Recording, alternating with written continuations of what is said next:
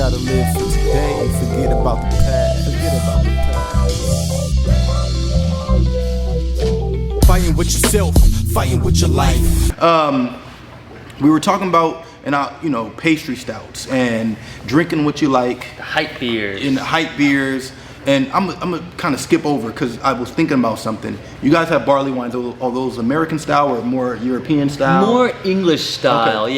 Yeah. Because, I mean, like when I was a kid, like starting to drink craft beer, like, we were the generic kids at that time. We're like, oh, hey, like, what's the biggest ABV, beer that you guys want? And like, it was like double IPAs and it was like barley wines that we were drinking and like, yes, it was drinking to feel the effects, but at the same time, like we kind of fell in love with the harshness and just the big grand flavors of these beers. And I just barley wine was such like a huge influence of like my beginning drinking career. Oh, man. And I loved it. Like barley wine was like the two first ever like beer medals I ever got were from like an American and an English style barley wine, and I just kind of loved it from there. And a couple years later,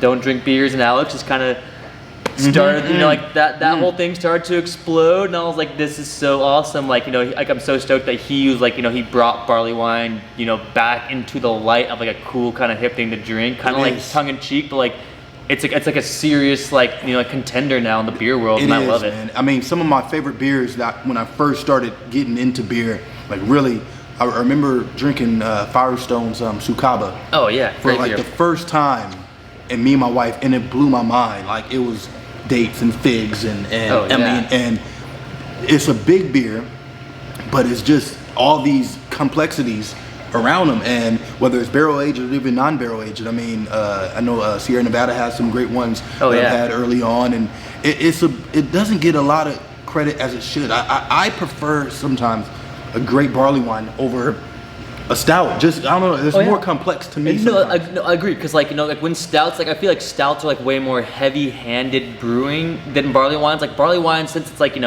it's not like a full-on big-ass dark beer. It's like your choice of base malt and other specialty malts in there are almost more they shine a little bit more through in the barley wine. So it is a bit that's completely correct. It is a bit more nuanced, and it just plays so well in a bourbon barrel too. I feel I love it.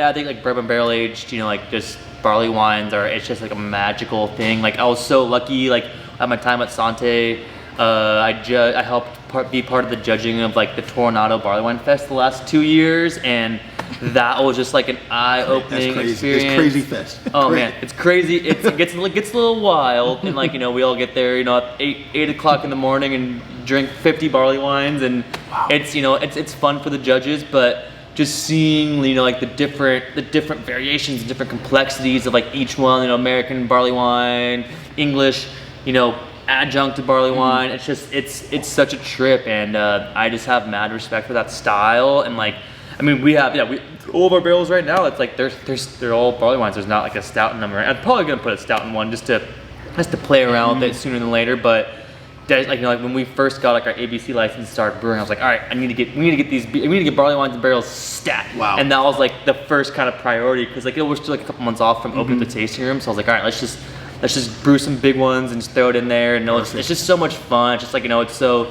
it just hits all that spots for you. For me as a brewer, I love it. So so hopefully potentially later this year, we might, depending on how barrels develop, we might have something in a bottle for everyone. Nice. But we'll see. We'll let you know. And can you give away, or maybe not? When I think of, I just started getting into whiskey and stuff like that. How difficult is it, or maybe not difficult, to acquire certain barrels, or is it hard, or some harder than others? Or sure, I think I'm still very, very a newbie when it comes to that. The first ever barrel aged beer I did when I was at Bartlett Hall was an old. It was a Woodford Reserve barrel that Fort Point had a Belgian double in it for a couple months, and they emptied out and brought it to me.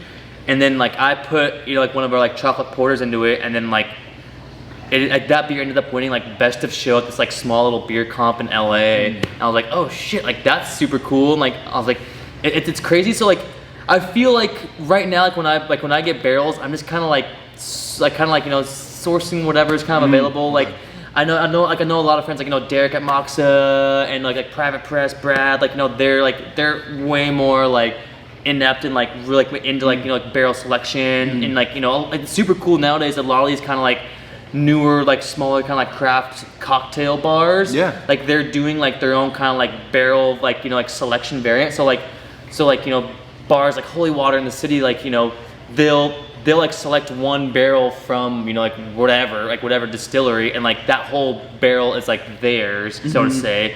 And then like they can give that barrel, like once they're done with it, like they get the barrel and like they can give it to like a brewery of their choice. So it's like like having those fun barrels, like sourcing the great ones, like if you have a good relationship with your barrel broker, that's super awesome. Like at the moment right now, I'm just kind of like looking online, like these barrels are available. All right, I'm just gonna buy some of those and like we'll make it work how it is. But it's kind of like how much effort you want to put into it. You can find the really good stuff. Like right now, it's like we've been happy. Like we just got most of our barrels right now are all like Woodford Reserve and Heaven Hill, and it's just high. It's good quality stuff. We're stoked on it, and like we'll just see how the beers develop in each barrel and taste it through it and everything. So once main production starts to kind of round out and like I have more time to kind of play around with that stuff, I definitely want to like dive more and like, all right, cool, getting some like more like unique, sexy barrels and doing some of that stuff, and we'll see how it goes then. And you're storing them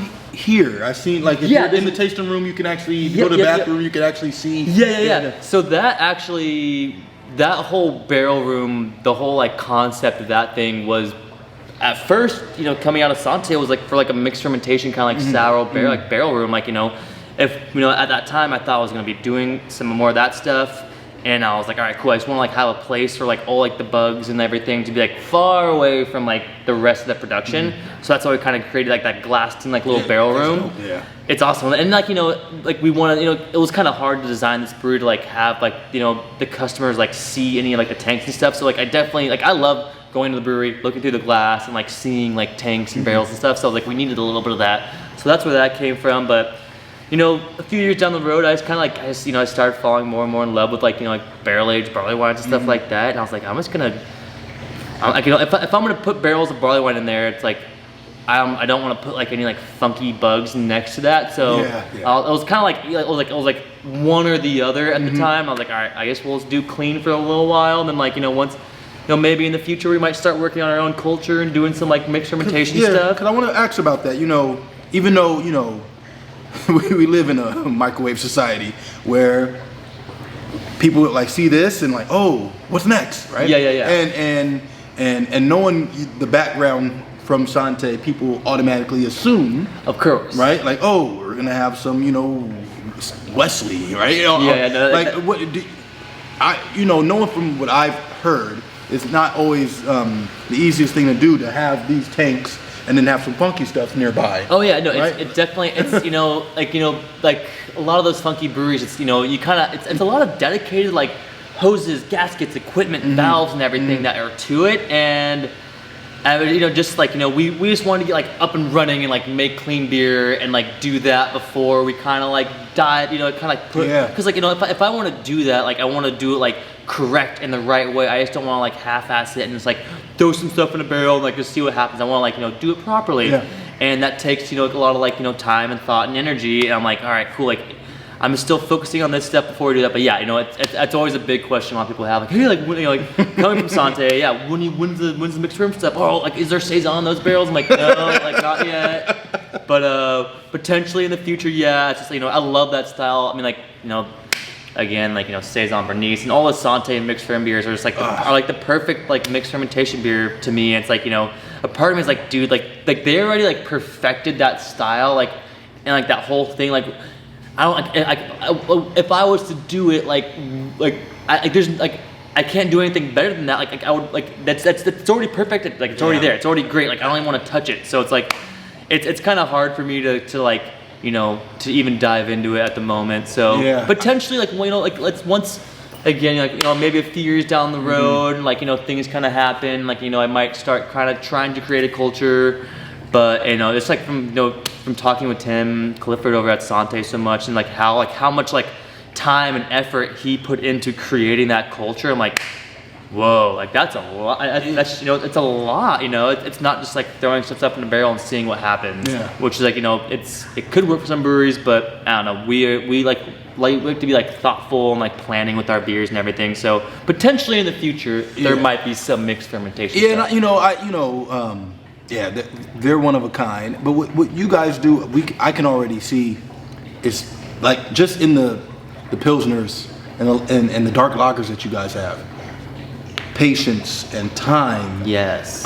In it, and the more I drink them, the more I find something new in each.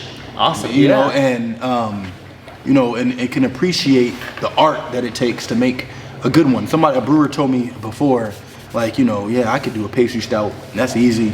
But the difficult beers to brew are actually the pilsners. Yeah, the consistency. There's nothing to hide behind. It's like in a stout, let's say like in a pale pastry stout, like there could be like some type of like weird fermentation or whatever going on. Like if you're throwing a buttload of like coffee or vanilla or whatever into it, like that's gonna kind of like be the main flavor, which is great. But like with these lager beers, you are kind of like under the magnifying glass. Like if there's like anything wrong with like any part of the brewing process, like it's gonna be people are gonna like notice it and it's gonna shine through. So like it's almost a little more like it's like I don't want to say risky, but it's like a little like the playing field's a little bit higher for me in that zone where I'm like, all right, cool, hell yeah, like I gotta make sure this stuff is just like perfect to the T.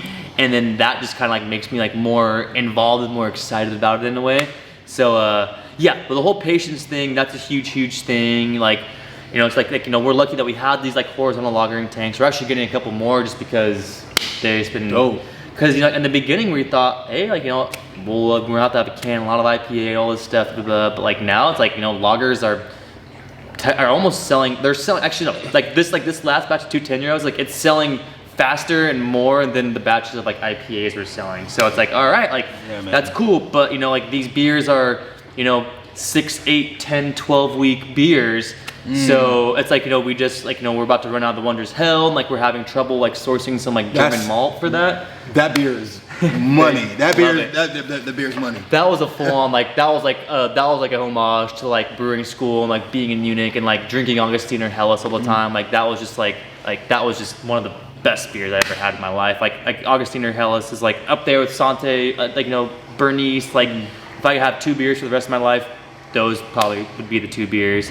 And we just wanted to like make like a perfect Helles of our own, and like we wanted to like kind of like touching on the subject of kind of like like again like the hypey versus like the non-hypey, like we like the consistency and like our brand, so to say. So it's like we're not making like 7 new IPAs a week. Like you'll probably start seeing like we're kind of bringing back beers a lot more consistently than like one-off styles. So it's like that's what we always kind of want to do. Like I kind of missed that in the beer world the last few years, of like going to a brewery and like finding a beer that I loved and like going back to like a couple weeks later and being like, oh, like they don't have it anymore. Yeah, it's like you don't have anything like close to it anymore. I'm like, oh man, like what the heck? I really want this. And like I look up to breweries, like Moonlight and like Russian River. And like where it's like cool, like hey, Pliny Blind Pig, anywhere in the world where you get it, it's like tastes the same, it tastes great, and like what to expect. That's what now that you say that, the breweries that do the one-offs, I like. I mean, it's great, it's awesome. But one thing I remember I thought about was like Moonlight. I really, like I said, the pandemic really started getting me into like Reality Check and their dark lager, and their dark lager made me think about your dark lager. Nice. I was like, yo, like I love this. Like it's like it's flavorful, it's crisp, it's light, it's so great. It's such a good style. And going into a brewery and you know what? I had this 2 weeks ago. I can have it now. I can get a 4-pack today, or I can get a 4-pack in a month. Like that is dope that you guys are offering that. It's not like, oh man, I missed out. When 2 10-year-olds having that on tap, but then canning it and then being able, I had got a 4-pack, and I'm like, oh, that's dope. Like, I can get a 4-pack. yeah. Like, it's dope, cool. man. Yeah, that's So it's like, I mean, we again, like kind of like being like, like a neighborhood-esque kind of like brewery where it's just like, hey, like, like consistency is key. And like at the same time, like having new and exciting things is always amazing, always fun, and like it is a necessity in the beer world nowadays. And like, like that's the thing we're kind of playing around with. We're like, all right, cool. Like, how often, like how long should we wait until we kind of bring back like like this brand, or like how often should we be making new beers and stuff like that. And so that's something that we're kind of playing around with at the moment. But like I love the fact, I think people are really kind of stoked on the fact that they can come here and like, oh cool, like 95% of the time, like you can get like the Hell 2 10-year-olds, like Eternal Echoes, like always on, like Creek Park IPAs mostly always on, stuff like that. And it's fun, man. Yeah, it's like again, like I feel like as a business owner now, which I never was before, like I look at like what like what breweries have been around for a while, and like what do they do? It's like, hey, like what's sustainable? What's like a long-term game? It's like, wow, like Vinny, like Brian Hunt, like they've been making these same beers for years and years and years and years and years, and like they're still very popular, very sought after, very great. And it's like, we would love to do that too. And like and anything, like I also do love like Mai Tai and like Monterey beer from Alvarado Street. Oh man, I just had that. Such a good beer. It's been out for a while. Guys, kill me for the lager pills or stuff. I just had that for the first time like maybe a month ago, and I was barbecuing. So good. I ran through a 4-pack. Oh dude, it's so crazy. It's so nice. So it's like just like I don't know if it's me. It's so weird now because like I kind of have like my own like brewing and like beers I like to drink and everything, but you always have to kind of you have to think of the customer always.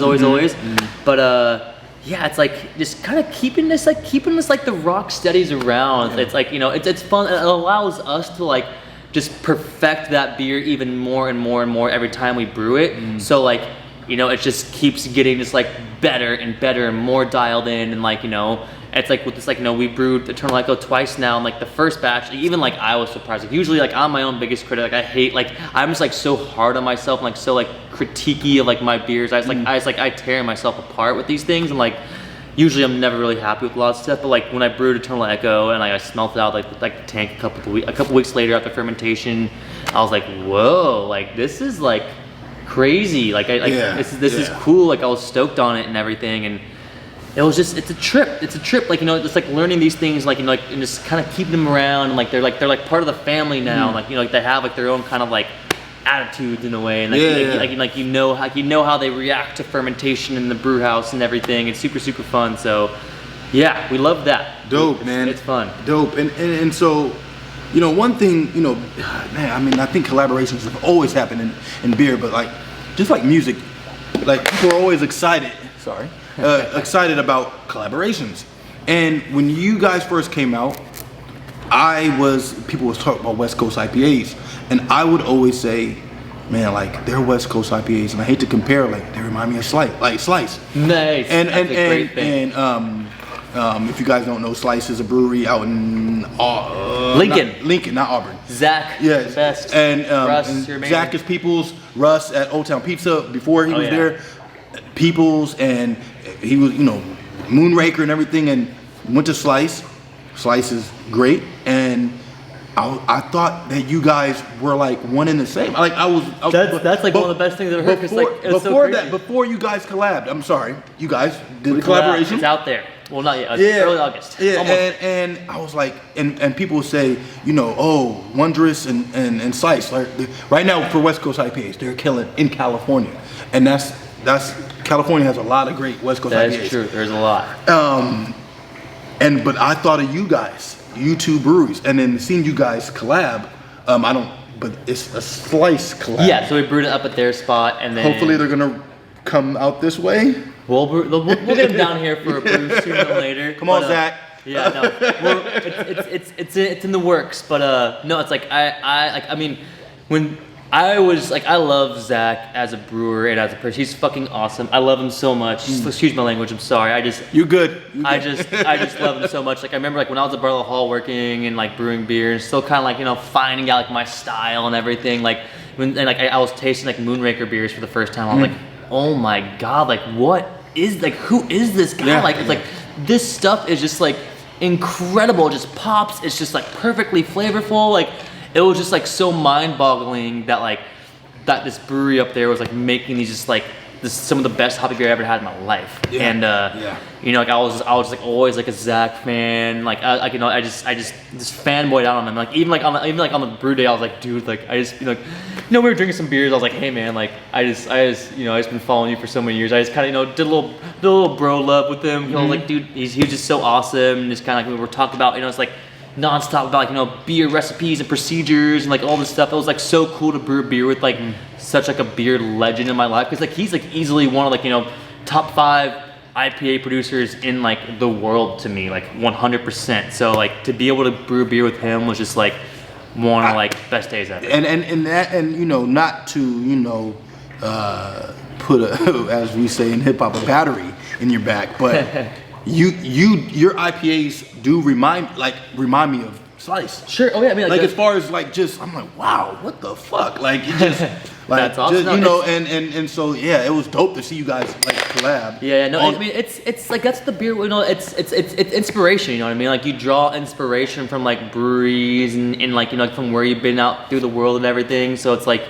I mean, obviously, like I don't want to make the same exact beer as anybody in like any other brewery, but you know what I mean? Like, you know, you kind of like, oh, I really like how this brewery did this. I like how this brewery did this. I like how this other brewery did this. And then you kind of like, and then I like when I do this, and you kind of like, you know, you take all these like little fundamental parts of like what flavors you like and try to add it in your beer, and you try to like make that your own thing. So yeah, to hear that like our beers reminded you of Zach beer was like, that's, I mean, I'm okay with that now. Yeah. I'm good. That's dope, man. Hell yeah. So it's super cool. And so collaborations, are there any others on the horizon of breweries coming here to brew or anything? We do. I mean, we'll definitely have Zach and the Slice Boys out here soon enough. And then there's probably a couple we can't talk about yet. But there's definitely there's some cool hype ones coming out that we're stoked on. There's like, you know, there's just awesome friends that, you know, we just can't wait to brew a beer with them. So stay tuned. There'll be some good stuff coming out. You know, we definitely have the homies in the industry, and yeah, it's like it's cool to like have your own brewery now and just be like, hey, like, you know, I can brew beers. Come through and like hang out. Let's do something together. So it's like, you know, it's always a huge collaboration effort. Like it's always so fun to just like, you know, like to bring the minds of different brewers together and just kind of create something like that has like the best of two parts. You know, it's like the collaboration world, like not to be on a negative point, it's, you know, it did get a little crazy there, especially during COVID, where it's like you know, some of these breweries there's like doing collab like all the time. It's like you know, it's like you know, brewers like it's like they're not, you know, it got a little like, all right, like what is the collaboration beer now? It's like it almost means nothing anymore. Yeah. But you know, like with me, when I always like to brew, and like, you know, the people like I like to brew with, you know, it's like a true collaboration. It's like taking something that, like, you know, what's your kind of style, what's my kind of style, and let's blend them together to like, you know, like, let's do something that like can like show off both of our skills, rather than just like, you know, just one brewery made a beer, like we just threw this other brewery's logo on the can, and like that's that. Yeah. And so I appreciate that, man, and brewing with friends instead of brewing with friends. And yeah, I mean, there's definitely like collaboration beers out there, like like a marketing collab, so to say, where it's like, all right, like you know, hey, it's smart, you know, you're doing it for the hype and everything. I get it, hell yeah, people are gonna eat it up, it's great, but yeah, I don't know, it's like sometimes I feel like, I don't know, it's like, I don't want to say it's like I'm a jaded brewer, but like there's sometimes I'm like, oh my god, like I feel like I've been in the brewing world for so long, when I see these things, like, what the hell is going on over here? Like, what? Like, I feel like I'm like old in the beer world now compared to like some of like these like very popular breweries nowadays, and it's like it's kind of cool, like, you know what I mean? I'm like the get off my lawn like old guy. I'm like, what's going on? Get off my lawn is good is good to be that way sometimes. It is, yeah. You gotta keep it real. You know, it's like, you know, it's like. You have to have some type of like true, like, you know, like backbone, so to say, of like, hey, like who are we as a brewery? You know, like let's create this like culture, let's create this like vibe, let's create this like this scene of like who we are, rather than like, you know, just trying to like fight steez. Yeah. And you know, so before we wrap up, and this has been just an amazing interview with you. Good time. I love it. what are the goals for your first year? That's a good question. What are, you started in May, and now we are open as a state in California. We don't know what the future holds. Oh yeah. But just what are your, the brewery goals, your individual goals for the brewery, Sure. expectations, things like that? I mean, like, biggest and foremost thing is just like, I guess, is to learn. Like it's just to dial down the beers, learn how the brewery acts, like learn how the tasting room is, learn how people think of the beer and everything, and just kind of like just gain experience. Because like right now, almost every day it's something new. Every day it's just like it's new. It's a new territory. So it's gonna be nice to, once we get into like a more kind of like predictable zone. But just like learning stuff, just making sure the beers are just like perfected. Like if I by the end of this year, if I'm like, all right, cool, I'm super happy with like how the IPAs are, I'm super happy with all the beers are turning out, like I'm super down with that, so we can kind of like, focus on the next, like kind of like on the future, so to say. Because like right now, like everyone's, people ask like, hey, like what's next, like what's this, what's that, and I'm like, hey man, like we're still figuring out like what's like how many whirlpool hops we should add, like what's our dry hopping rate, like how what's our tank time for these beers. So it's like the beer will kind of let us know what's next, and just kind of like just learning what the yeast, what the hops, what everything works like in this brewery. That's kind of like my goal is. So once we feel super extremely like comfortable with like where the beers are at and where's that at, then we can kind of think of what's next, and just grow. Like that's one. The goal is just creating an awesome team. Like I could not be more happier with our crew right now. Like Laurel, who's our taproom operations manager, and just pretty much the jack of all trades. Like she's pretty much like my right hand person in this company. She's amazing. Like I cannot thank her enough for like being here, helping out. Like Brad and Brian, OG bartenders from Beer Rev. Yeah. So thankful. I knew. Thankful. Yeah, they're dope. They're great. They're so cool. Like I mean, it's hard nowadays to find like industry work. Like bartenders, people don't want to go back to restaurants and bars. But like so, when I saw they sent, like, I literally used to go to like Beer Rev to go hang out with Brad and Brian like on a Friday night because I just loved being around them. So like when they sent their resume, I'm like, oh, you guys, like. Of course I have to hire. I can't think of anybody else better. So like just making sure make sure the beers are great, making sure like everyone here is happy, making sure like the crew is stoked, feeling good, feeling safe, feeling just like successful. That's a huge goal for me. What else? Like beers, like employees, just kind of like. And I guess it's like making sure people are happy. Like that's kind of like that's like the main get-go. I mean, like, it's. I'm sure I'm sure there's goals that other businesses have. Like, hey, we need to sell like X amount of sales this month, or like X amount of barrels this month. And it's like, hey, like, I'm not here to like force beer of like two people. You know what I mean? We want to be like a very very kind of like organic, like naturally grown brewery, and just kind of like see what works out for us. So. Like that kind of like goes back to like the learning thing. I'm just kind of like, hey, like let's just see how this brewery operates, to see how it goes. Like, every day, like even though like I'm working 10 to 12 hours every day right now, it's a lot, but it's like I'm still like wake up excited to kind of like come to the brewery and like see like how did this beer change from yesterday or whatever like that. So it's just learning, just making people happy, and just because. If the beer's not there and employees aren't happy, then that's kind of like you're stuck at phase one. Yeah. Right there. There's not a lot of growth after that. Yeah. So that just kind of get up on our feet, so to say, is my goal for this first year, and just to make sure like everything's going good and everyone's happy and the beers are tasting great. And then after that, we'll kind of we'll collect ourselves after the first year. I can't wait till we have like our first year kind of like employee party. We get to kind of talk about all right, cool. Like what's happening? Like it's so fun right now because there's literally like I'm the only like owner in the company. I'm the only I'm like the main person. I'm the only brewer back here. Like Laurel helps out with canning. Like it's only 4 of us in the whole team right now.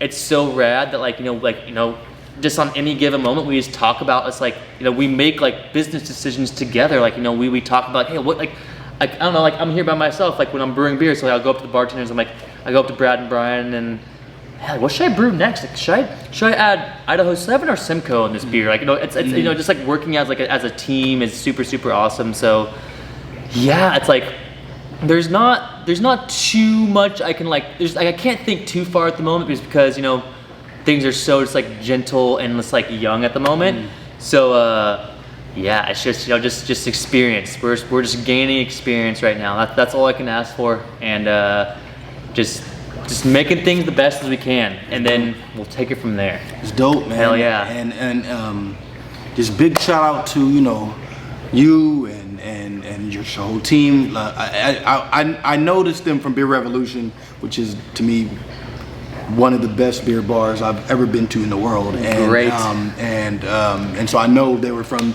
there, and you got a great team and great location and great food nearby, and just everything is just really good for you guys right now. And thank you. Just much success, and hopefully that just continues in the future. Sure. And you got a fan in me and a supporter. I appreciate it, dude. Congrats, yeah. man, and much success. Dude, thanks, Thank homie. you, brother. I appreciate it. Hell yeah.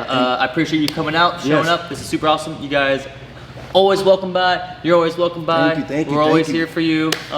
Drink some beers up the tank, see what's up. Yeah, just trying to keep it rolling. So guys, until next time, you know what I say. Peace and love. 100. I'm out. See ya later.